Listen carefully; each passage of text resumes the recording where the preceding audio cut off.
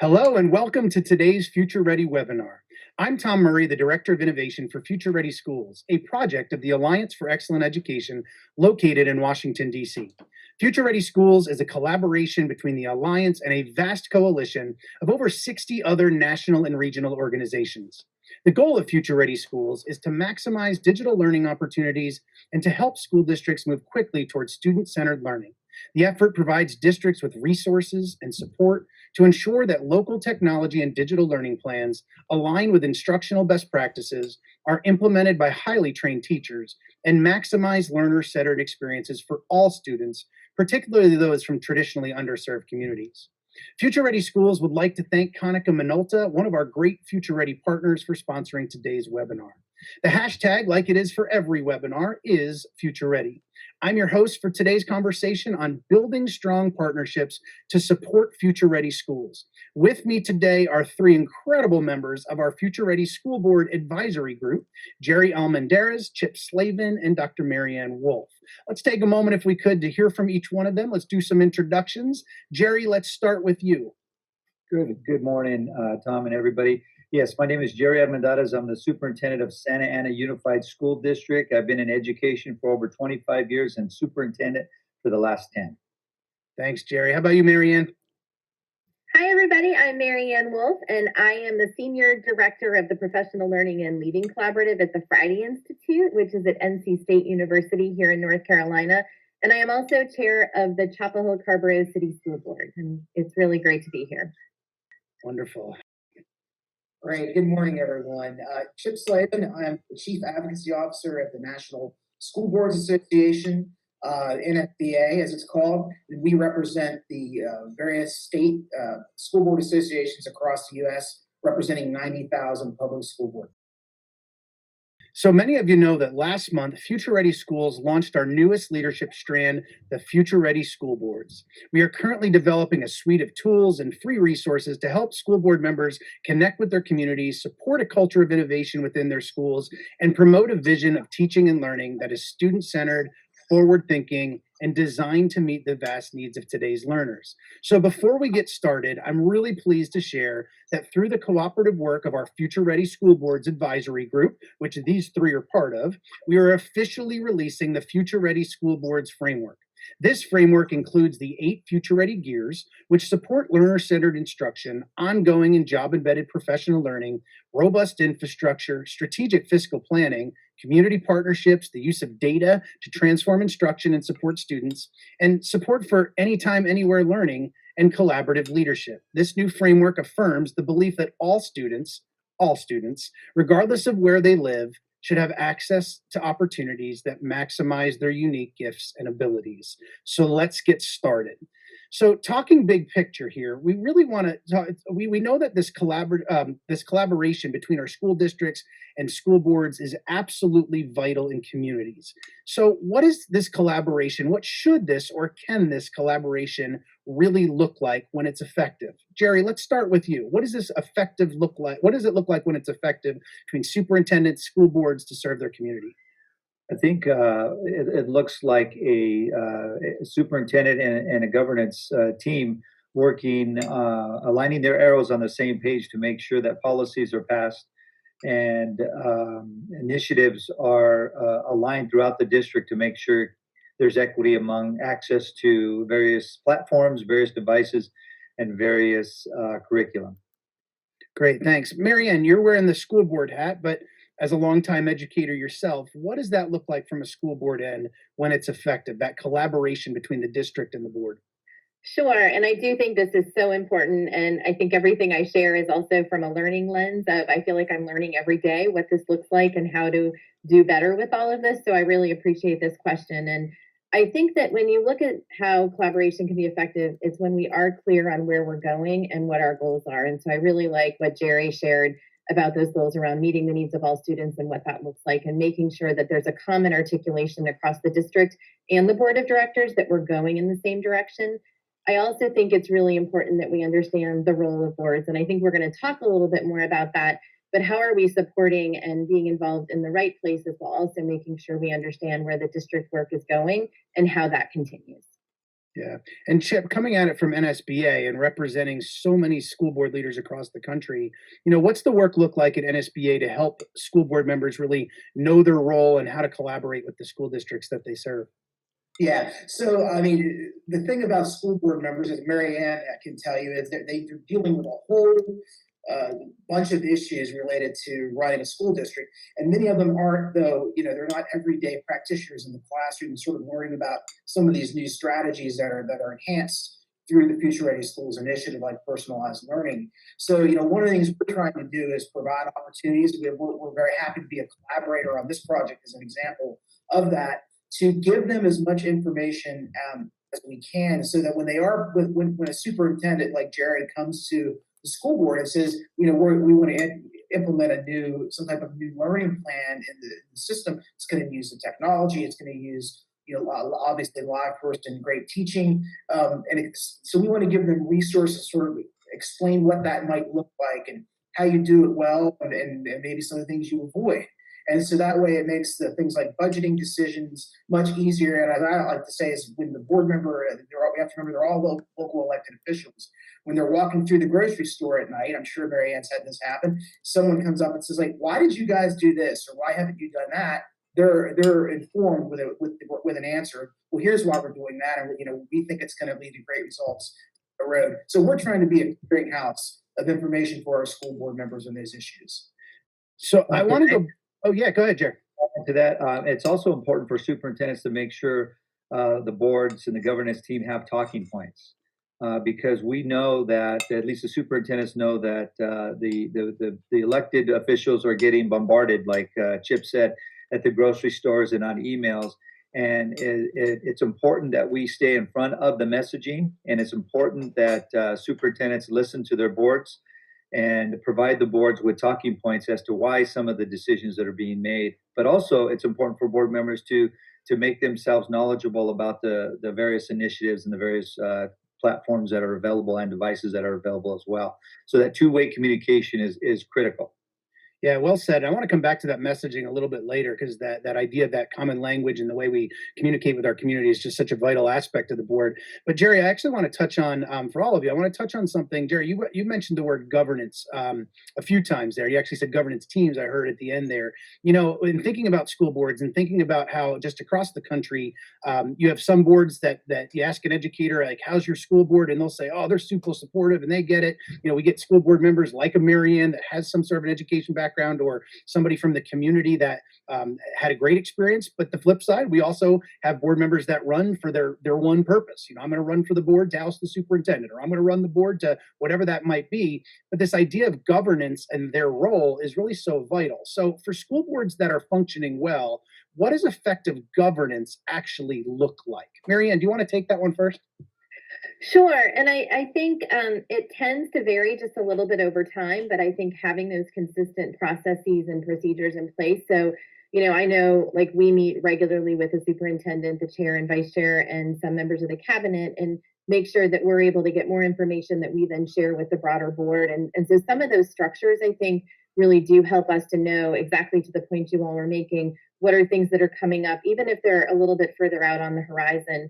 I also think really understanding the importance of policies and where they support the vision and the work that we're doing, but also where they get in the way, because sometimes I think there's these efforts and then we realize there's a policy that's hindering that, whether it's about flexible learning or different things that affect equity, or just some of the work of the school district. And so I do think that really careful work of the school board in terms of governance, of understanding the connection to the work with the policies, and how we can actually lay the groundwork for where we want to go and make sure that policies are supporting that. I also think, in terms of working across the board, I've noticed a really different role becoming chair and vice chair too. I think both of those roles often do this, but that constant connection with all the other school board members, it's a really interesting piece that all of our meetings, right, of course, are in public, and we follow that, which means that in order to inform people, you do have more of these one-on-one conversations to just make sure everybody's in the loop, and then circling back to the school district. And so there's some pieces like that for me that have been real learning things that are not easy, even though in theory you understand them. And so figuring out the structures and as well as the policies, I think, are very important. And the last thing I'll say is, I think that school board being really involved in the budget process from what do we need, what are we asking for, and how we can help support that. In our districts here in North Carolina, that's with the boards of county commissioners in terms of asking for those budget requests. And the importance of that, it's a very long process. There's a lot of pieces to it, but really making sure we understand our role in that. And then also communicating constantly with the district, but also the Board of County Commissioners is something I think that's critical. Yeah, well said. And Jerry, you actually referenced governance teams, and thank you for sharing that, Marianne, as well as some differences that you see in North Carolina that may be different than Jerry experiences in California, just in terms of structure. So, Jerry, talk to us from your lens from California and whatnot, what that effective governance looks like. Well, it's the superintendent being part of that policy and decision-making process. And it's the superintendent facilitating the systems in place so the governance team, the board, the elected officials can identify what their priorities are based on their constituencies and based on their expertise in their specific areas, and then taking those board priorities and then facilitating those priorities throughout the district. And sometimes their initiatives are a little bit different than the lens of the practitioners, but it's our job and our responsibility to take that big picture initiative and make it relevant to our LCAPs or to what's happening at the school sites, and make sure that the principals are aligned with what those expectations are and what they look like. And then to establish a continuous communication process and updating the board as to how these initiatives are being rolled out and what their effectiveness is. And then circling back and having a conversation about, is what we set out to do, is it effective or is it not? And if it's not, what are we doing differently? So it's just that continuous improvement process that we keep the board completely informed in. And as a superintendent, 99% of my time is spent communicating with the board. Yeah, no, absolutely. And Chip, when I think about your role as our incredible partners at NSBA, and helping board members understand what the role is, but the flip side to that is what the role isn't. This isn't about I'm now a board member and I'm going to go micromanage my second grade teacher that my granddaughter's in that classroom, but about hiring our superintendent, passing a budget, the policy side of things. How at NSBA do you support effective governance for school boards? Yeah, well, we have a number of things we do. We offer training for new board members and current board members to talk about how to do exactly what you're saying right now. But I think one of the key things that we would stress would be communication, particularly between the superintendent and the key district staff and the school board, so that school board members really don't have time to go in and micromanage a school. If that's what they're doing, I think they're missing what their real role is. Their role is to be that function on behalf of the community, to provide oversight, to make sure that the budget's being spent correctly, to make sure that the superintendent and the district has a good plan in place, and to see the big picture. But there are certainly some details they need to be aware of, how the funds are being spent, what's the long-term strategy. So it's very much like being on the board of directors for an organization. You're doing the same thing. You have the staff needs to be able to do their day-to-day job. But you as a board member, you do have some oversight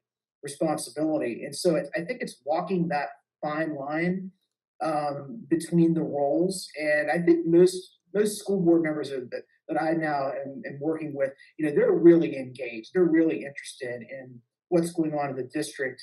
But the good ones also, they know their role.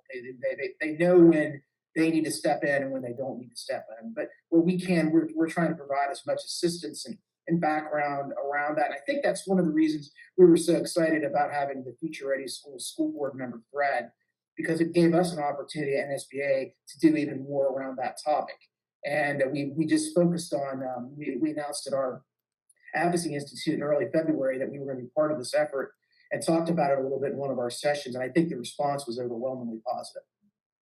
Yeah, no, and we appreciate that. And on behalf of Future Ready Schools, a massive thank you to every board member out there who does not get paid, yet puts in countless hours, especially around crises like now. And we thank them for their incredible work each and every day. I do want to remind our viewers that the conversation on social media will be at Future Ready. So use the hashtag Future Ready. And in mentioning today, let's not, in terms of as we are filming this today, we are in a state of crises in our country. And, when we look at everything that's happening around COVID-19, Jerry, a question for you as a superintendent. You are leading a very large district, tens of thousands of students, almost 50,000 students almost in Santa Ana. And I'm sure you are up against challenges. I mean, on a large picture scale in many places, we've asked educators overnight to change what they do. There's a lot of challenges with that. And I'll ask you to be real. And the flip side to that is we know educators are amazing people. And when I say educators, I'm not just talking about our teachers. I'm talking about our food service staff. I'm talking about our instructional or support staff. So, Jerry, from your end, what are the kinds of things under COVID-19 and some of the crises we have going around with the shutdowns? And California's been, shutting down from a state end in so many ways. What are some of the challenges you're currently facing? But also, what's the hope you have because of the awesome things some of your educators, I'm sure, are doing? Sure. Well, the challenges, immediate challenges are everything is happening so quickly that there's not a lot of answers to be given out there from our county, our state, or even the federal level. So we're being faced with having to make potentially life-changing decisions for students with on a minute by minute basis. And so I think that is one of our biggest challenges. The other challenge is we're a high socioeconomically disadvantaged district and very dense area of Southern California, Orange County. And I think the basic necessities of the food is a number one priority for our community. And we come from a very blue collar working class community, and a lot of our families are out of work as a result of everything being shut down.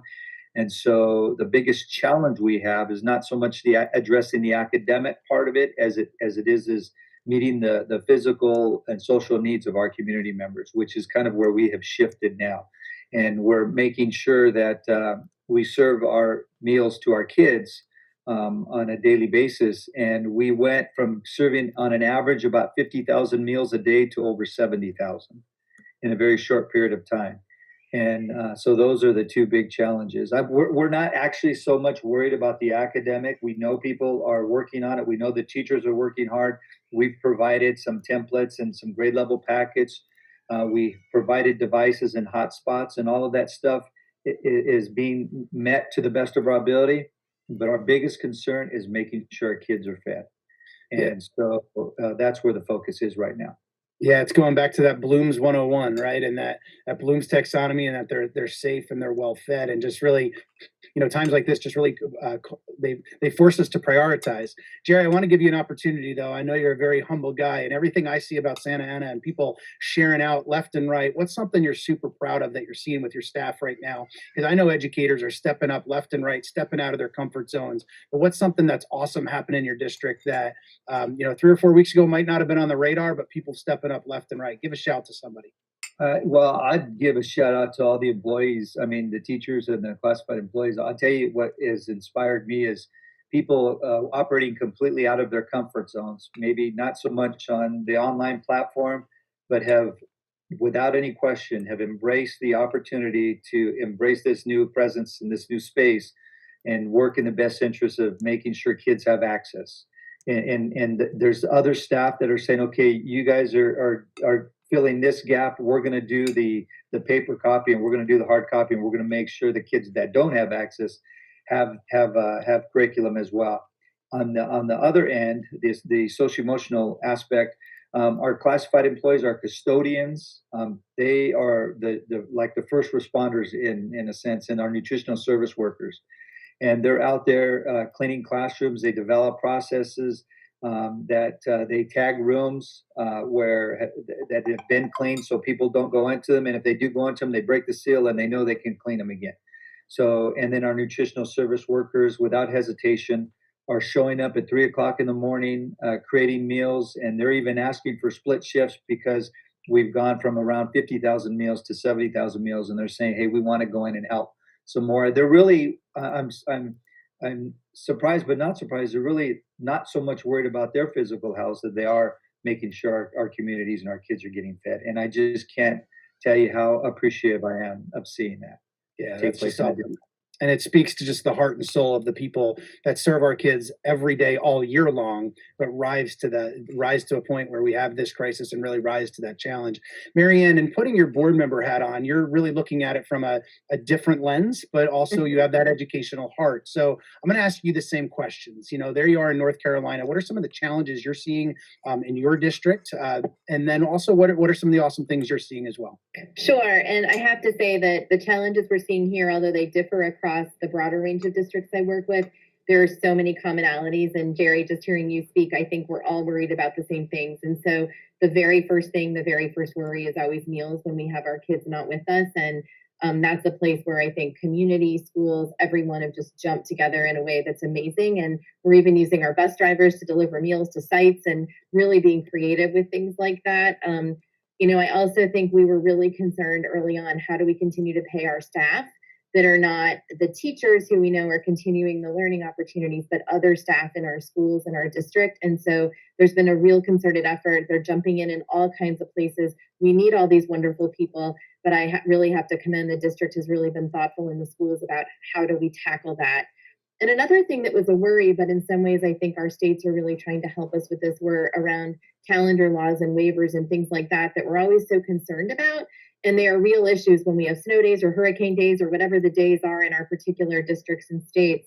But that was something early on, I have to say, that we really had to tackle, and probably even made some decisions when that was the unknown, is our district stepped out and decided to close a little bit before our state did.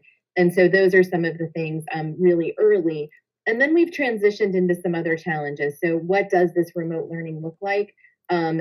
Our district in secondary does have technology at home, but our K-5 does not. And so what does that look like? How do we help teachers shift? Because as you said, our teachers are amazing and they do so many things, but this is asking them to do something so differently. And I'll just mention a couple more things here. I think there's so many challenges that we're tackling and we're able to do, but even thinking about K-5, where we don't have technology at home, we've spent last week actually getting devices ready, figuring out what students need hotspots, and then we're using our bus routes once again to deploy those. And I just feel like I need to do a real shout out to nurses and social workers who often kind of know who those neediest students are. And they've all been involved. Like, I don't think there's a role in our district that hasn't really jumped in to support equity and really thinking about that. We haven't figured it all out, obviously, in our district, and I'm watching across this state and other states as well, like really trying to figure out. I think we're all still trying to really be thoughtful about our EC students, our ELL students, putting things out in multiple languages, but knowing we still have a lot to figure out to really meet those needs. And so the challenges are similar to in school, but we're putting it to this whole new place. But then how do we transition some of the great strategies we've been doing? And so I know that's a long list, but I think that's only the tip of the iceberg in terms of what schools and districts are going through. And as a school board member, we're really trying to figure out just how can we be supportive of all that? How can we try to think about budget and policy to make sure we can do that? From a being proud, I think I've mentioned a lot of those, but just seeing how everyone is pulling together. We've been asking a lot of educators, what's the word you need to remember this week in order to be successful? And what educators keep telling us is being flexible and also being kind. And I think both of those are really important right now as we're looking ahead. And I think it's probably the same when we think about school board roles, is how can we make sure we're flexible, we're agile, we're having virtual school board meetings. We had a glitch last night with the open session. We didn't have the meeting. We had to not have that meeting, and we've had to reschedule it. And we're really trying to figure out a new normal of how we get public comment, all those aspects. So I think all of those pieces go to everyone, including school boards. But all I've seen, just like Jerry mentioned, and I know Chip is seeing too, is just this amazing, let's jump in and figure this out. And it's just a great, you can be really proud of being educators.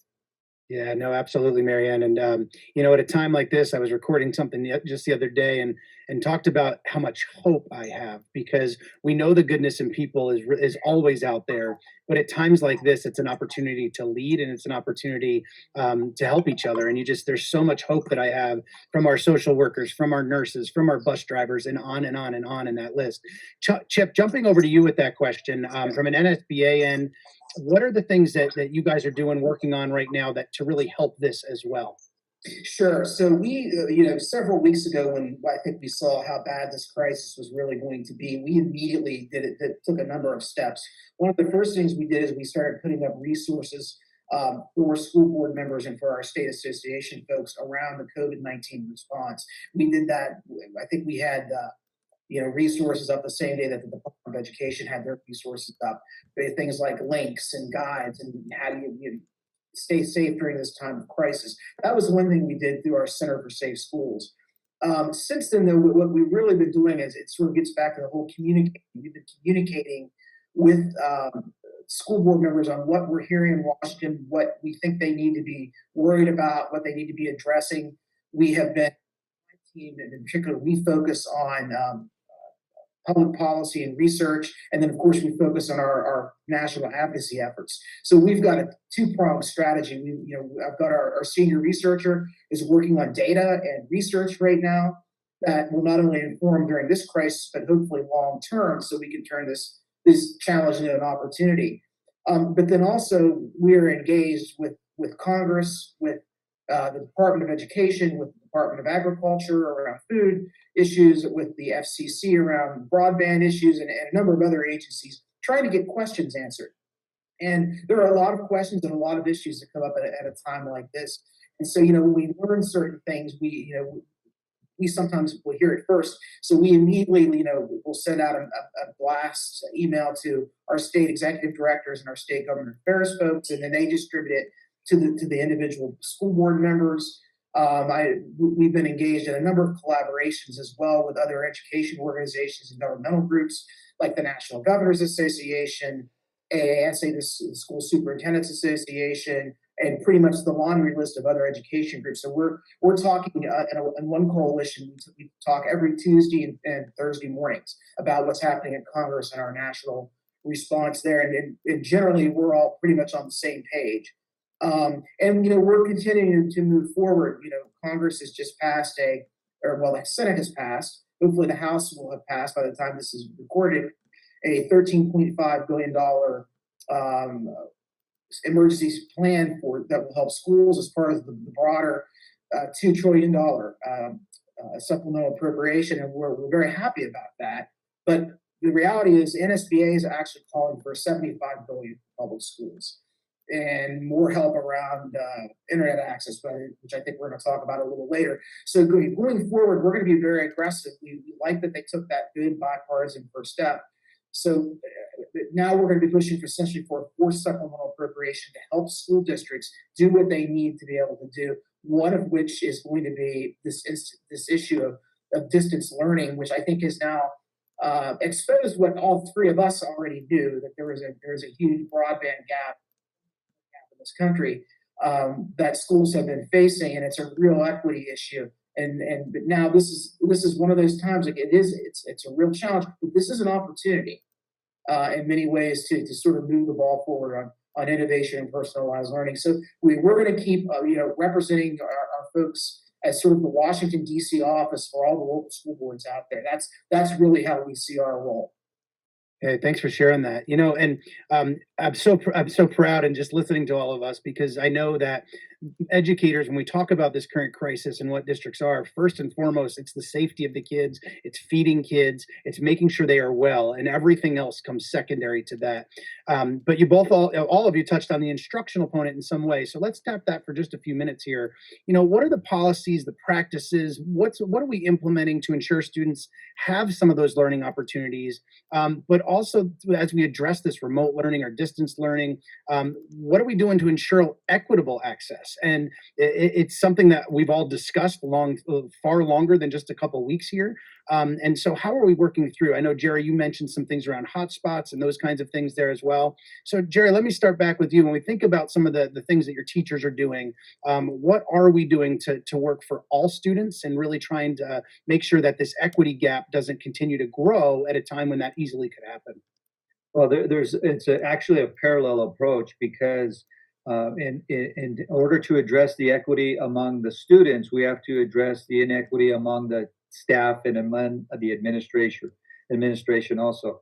And so my big thing is that we have to make sure that the instructional staff has the capacity to wrap their head around this equity issue in this digital learning space that we're now all faced with. And do they have the capacity? Do they have the staff development? Do they have the training to actually roll it out effectively? We're not so much worried about the kids other than making sure the kids have access and have devices and have the opportunity. The kids will learn fast.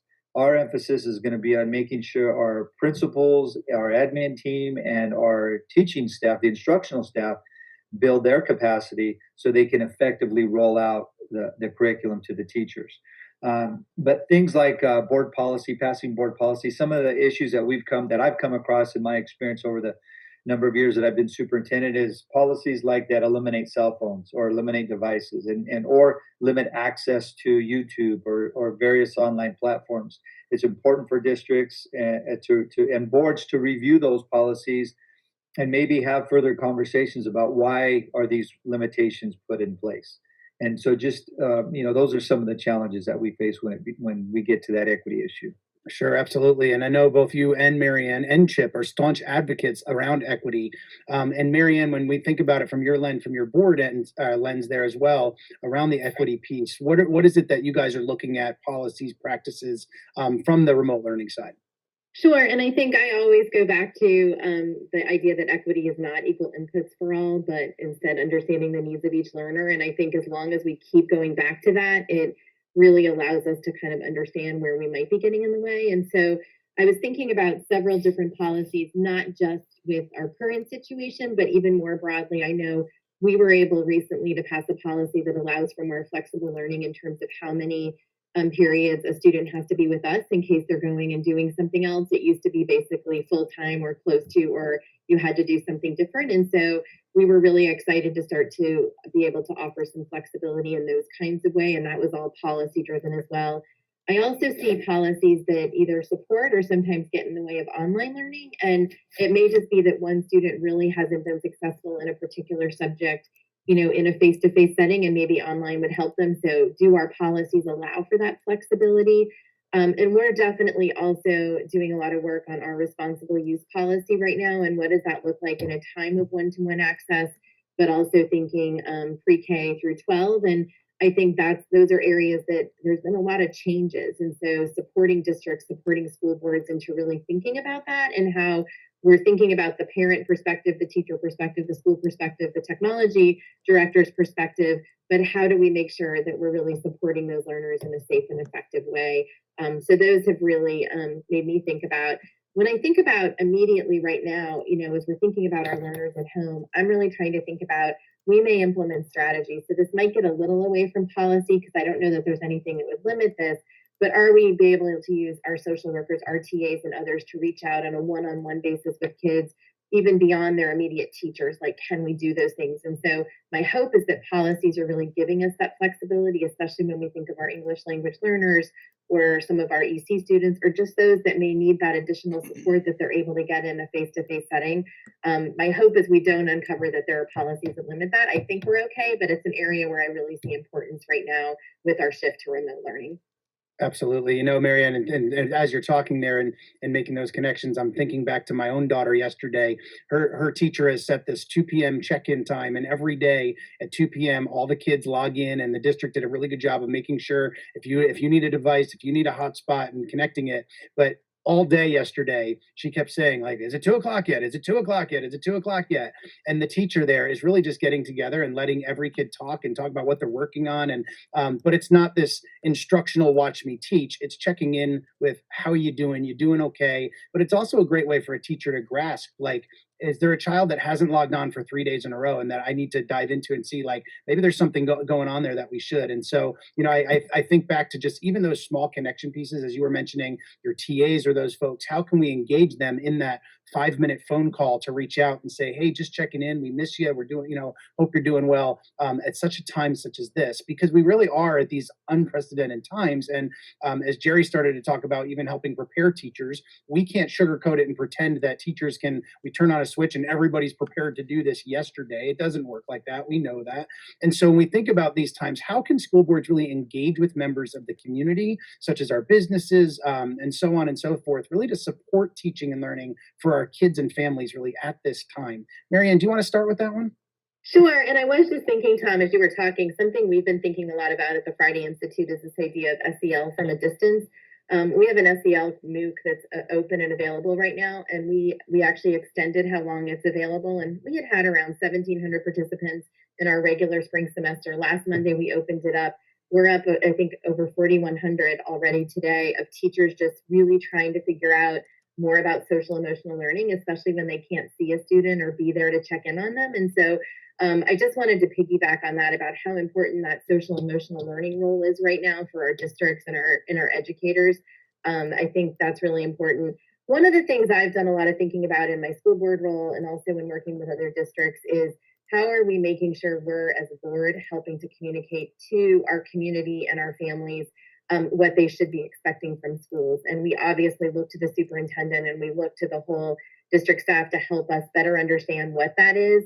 But I think this is a place where there's confusion. People want a lot of information, but then we send out so much information. And what are those avenues? And how are we clear, right? Like what is Monday going to look like? Like we haven't actually been back in remote learning yet in our district. We had teacher planning days and then we moved our spring break to be this week. And so next Monday, right, is a new time. And so if I have a high school or middle school or elementary student, what should that look like? What will that be? And I think that's really important for us as school board members to be supporting that effort and also just helping to remind people this is new.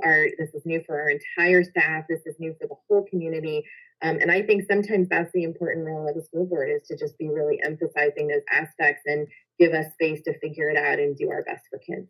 Yeah, before I ask Jerry to answer that question and go over to you, Jerry, I do want to, Mary Ann, you mentioned the Friday Institute and the MOOC, and you kind of rolled right through that. And I actually want to pause on behalf of Future Ready to say the Friday Institute is an amazing, amazing partner of ours. The things such as the MOOCs, like the SEL MOOC, what an amazing resource at this point in time. But you have so many of those incredible resources. I love the work that you do personally. It is so high level. It is so just deep in terms of content and resources for folks. So if you're watching this webinar, I encourage you to check that out from the Friday Institute.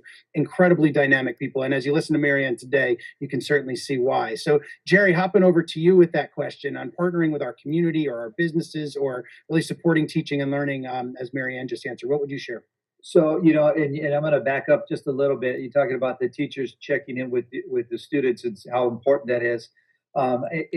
There's also a missing component too, and that's to make sure that there's a check-in, and boards need to kind of reflect on this as well as my fellow superintendents, is that we also have to check in on our principals to make sure their socio-emotional needs are met as well. And something as simple as meeting with them on a regular basis, providing information to them, because just like boards need to know what's going on, your site principals need to know what's going on because they know best their culture of their school site and of their community. And so it's important that not only do we lead up, but we lead our fellow principals. And it's important for boards to make sure that superintendents are in that space because we have to take care of them so they can take care of the teachers so they can take care of kids. Now, I love that, Jerry. Thank you for highlighting that. And now, as far as the community, I think during a time of crisis, especially for us in Santa Ana, we're almost overwhelmed with the amount of support that we have. And I always hear about these natural disasters that take place and people just pouring out their support and resources. And then all of a sudden hearing people say, well, slow down because it's too much. And I think that's where we're at right now, as far as our public schools are concerned, at least a district our size. It's like we need the help, but we have so much support, it almost gets in the way. And we need a little bit more time to process what this help looks like and then how it can best meet the needs of our community. And so that's a big challenge. The big advantage that we have, I think, is the presence on social media and how many people are monitoring that space to provide opportunities and support for our kids. Things like we have our local gyms that are conducting free online classes for our kids that are giving access to our community and our parents just to keep the kids active and physically busy during the day. So just amazing support from I'm on constant contact with our city manager. It's important that the district know what the city's planning on doing, as well as the city know what the district is doing, so we don't overlap our services, so we can better support each other. And then our police, obviously our school police, as well as our local police. They're just some examples of that. And then also, I'm sorry, constant communication with the labor presidents and those organizations to make sure that they're in the loop, because they're getting the calls too, just like the board members in the superintendent's office. Yeah, so well said. Just as you're talking there, both you and Mary Ann, I'm really processing just things I've seen from my own eyes, from my own local community, and seeing, one of our local police officers who's in our schools when they're there. I saw him reading on Facebook to read the other day to put out story time for our local kids to stay connected as a police organization. I saw a local school board member who's also on the board for our local regional group. Well, they went to their buildings and they took out all the rubber gloves, all the masks, everything that they had in their building that they were using to partner with our local hospital to say, here's supplies of ours that you can have because we're serving our community. And times like this really bring together community, which certainly makes me proud to be an American, proud to live in the community that I'm at, because we really also see the best in people here. We truly do. I do want to ask just a couple more questions here. One of the things that's come up from a theme in multiple times is around communication. I feel like most people in America would agree if they turn on the news on one channel versus another channel, they're getting all sorts of mixed messaging all over the place. But when we think about boards and we think about superintendents working to create together to create this common messaging, it is important as now as it has ever been related to what they're putting out to their communities, making sure their communities are hearing that message. Jerry, building off of what you were just sharing, whether it's from the police or the township or the local school district. So at a time in a crisis like this, how can boards and superintendents really work together for that messaging to be in place so that our communities are hearing that unified front? Mary Ann, do you want to take that first? Yes, and as we were all talking earlier, I just kept thinking of more and more groups in which this communication is really important. And so I think early and often really is the theme that we try to stick with, still knowing we can always do better and always do more. I think with our current situation, something that's been important to us as the board is making sure we're in communication with the superintendent. We know what those announcements are, but then also just trying to really amplify the superintendent's announcement instead of trying to send out something separately or something on our own, to really show that we're all together on this and this is where we're going, and to be as clear as possible. I'm also, as we're amazed by all the community organizations, we're seeing similar things that Jerry just mentioned. We had some structures in place. We have a family engagement council, we have the PTA council, we have an equity advisory council. And how do we use those structures that are in place to make sure we're sharing out that information? We know that sometimes we still miss somebody and we go back and we say, oh, we should have caught that. But at the same time, the more we have the structures in place in general, at a time like this, they've become only more important. And I just think early and often and consistent is really key. Yeah, so well said. Jerry, how about you? How can superintendents and boards work together for that common messaging here? I think that communication is key. Constant communication is also important. But the other thing I want to just emphasize that has really been helpful these past couple of weeks is we have a tendency to limit the meetings that take place and who attends these meetings. I think in a time of crisis, it's important that we include as many decision makers as possible, because you would be surprised what they come up with, the solutions that they identify that actually help situations that we're thinking maybe 2 or 3 weeks out, and we haven't even had time to process yet. So I just encourage that all leaders, board members, and superintendents to open up those meetings, to hear a wide variety of perspectives, to be inclusive, invite people that you may not have invited in the past, because you will be surprised the solutions that they come up with that may not even be on your radar, especially when you're about ready to implement a decision. Somebody more than often will say, well, have you thought about this? And then they come up with a better way of doing it. So, especially during this challenging time right now, it's more important to be as inclusive in those voices as you can.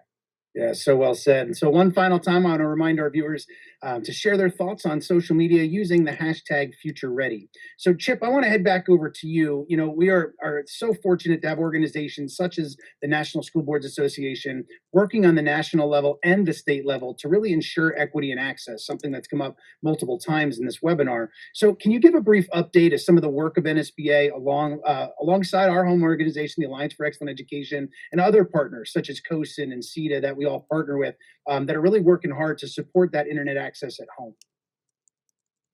Yeah, absolutely. So we're involved in a number of coalitions, depending on the subject matter right now around this issue. But we're very excited about the partnership we've been working on with the Alliance for Excellent Education, with CETA, with COSID, with the secondary school principals, the last several weeks, targeting a grassroots letter campaign at the Federal Communications Commission, encouraging them to use the flexibility that we believe and they have, and the authority that they have to use the E-rate program to help get things like Wi-Fi hotspots into the hands of students during this crisis. And, I was really pleased with the effort. The letter was up for 6 days, and we collected more than 7,500 signatures during that time from education leaders, including school board members and superintendents, teachers, and others. We had, I believe, 200 plus organizations also signed on to it. And that's the kind of grassroots efforts when something like this is going on that you need. And there's also other efforts now, targeting Congress, trying to get Congress to fund $2 billion directly to the E-rate program for the same goal, to improve home internet access for students. And this is a really important time. I think what this crisis has done, if nothing else, is it's created an opening, I think, for people realizing something that all three of us have known for a long time, that we have this huge gap for many students when they go home. They don't have the same connectivity or the same access to devices as another student in their school or class may have, or that one school district versus another may have large gaps of students. And it's challenging, and I would point out that one of the things that is happening right now is we have lots of students that are disabled and in special education, and providing them the services that we should be providing them, number one, but also that's required under the Individuals with Disabilities Education Act, is more challenging during a time like this. So it's really important that we all sort of all the groups that are involved in this space, that we're in harmony with each other and on our messaging going forward. And I think long term, we already had this discussion with a number of other organizations on Tuesday. Long term, what is this impact of online learning going to have on the schools going forward? What do we do from here on out? How do we plan for this in the future if it unfortunately can happen again? And also, how can we take this time to really flip this and to start doing more personalized learning in the schools, more blended learning options, more online learning options, so that this isn't such a big burden on everyone in the future. And I think that's where the opportunity of what, Tom, you guys are doing at the Alliance for Excellent Education and Future Ready Schools, why it's so important, and why at NSBA we have made it one of our top advocacy issues this year. And I'm glad we did that. We did that before this crisis hit. And we have people like Ann Woolf, who I had the pleasure to work with before, who taught me what personalized learning was, to be perfectly honest. I'd never heard of the term before I met Ann, and you, Tom, with your work at the Alliance when I was there with you as a colleague, and certainly, superintendents like Jerry, who I'm just getting to know better, but his reputation is outstanding in working on these issues. And so bringing all of these people together, I just wanted to take this opportunity to say that how excited we are at NSBA and on behalf of school board members to be involved in this space. And we're looking for a long partnership going forward. Yeah, and on behalf of Future Ready Schools and the Alliance, we appreciate that partnership and value NSBA and the work of school board members across the country. So as we close, one final question. I'll give you a minute or less each to answer. But, we are at a time of crisis. And one thing I always say is I really believe that leadership and legacy is built in those moments, not where we know what to do, but in the moments where we don't know what to do. And educators from coast to coast are faced with those moments daily right now that we don't know what to do. So given a piece of advice to a superintendent, to a school board member, with so much uncertainty coming forward, what advice do you have? What encouragement do you have to keep them moving forward and keep them making decisions in the best interests of kids? Jerry, we'll start with you. Just to know that you're not alone. We're not alone. And one of the best things that we've been able to do is just communicate with my colleagues with surrounding districts. My board has been in communication with other boards, not only in our region, but across the country, and kind of calibrating decisions and information as it comes to us. The other thing is, we have to take this opportunity and let's not waste this crisis. Let's come out of this better than we were when we went in. And let's take this opportunity to basically create something new out of nothing, something that didn't exist. How are we going to change the way we learn? How are we going to change the opportunities for access to our kids? And let's capitalize on this unfortunate situation and make all of us better when we come out of it. So well said. How about Mary Ann? Right, I'd like to second everything Jerry said, and I'll try to build on that. I really think at the core of this, if we keep kids at the center, and we think about what we need to meet the needs of all of our learners, and we are willing to ask and brainstorm and be creative, I think there's a lot we can continue to do and learn from all of this. Whether it's a policy that we need at a district level or we need to ask the state, I think until enough of us start to ask, sometimes we don't know what those are. And so I think we really need to think about that. I also think, like, for teachers and principals, if you think, you know what, if I could just do this, I feel like I could really reach more kids. We need to, elevate those challenges and think about what we can do to make that happen, because creativity is at the core, I think, of what we're about to do. And I think that's just so important. And lastly, I think, once again, ask for new needs, but also lean on others who have been there before. And I've seen so many people come out just offering and sharing, and sometimes it's almost overwhelming. There's so many great lists and advice. But if you really know what it is you're trying to do and look for, don't be willing to ask somebody and partner, because nobody should be alone, but it's a very lonely feeling, I think, right now when you're in the middle of it. So, but thank you to Future Ready, obviously, NSBA, and all of our educators. I really appreciate everything everyone's doing. Well said. Chip, final piece of advice? Sure, it's what great advice and thoughts from Jerry and Mary Ann. I completely agree with them as well. I would just say this: we've had unprecedented moments in history in this nation. This is one of them. Obviously, this is the ultimate disruptive innovation time. I mean, we didn't plan for this, but we are being forced to be innovative right now. I think I go back to one of the things, and hopefully one of the good things that come out of this is we turn this challenge into an opportunity. We saw it with the economic crisis in 2009, 2008, and then things that had to happen there. And there was a big focus on public schools. We saw it certainly after 9/11, which I think was a moment of fear, much like you're seeing right now, a different kind of fear. But I would go back to World War II, which was certainly a huge moment for our nation for 5 years. But you look at some of the things that came out of World War II, despite all the horror that was associated with it. But one of the things we learned is that our kids that were entering the military weren't as well nourished as they should be. They weren't as healthy as they should be. And that was one of the impetuses for the free and reduced lunch program.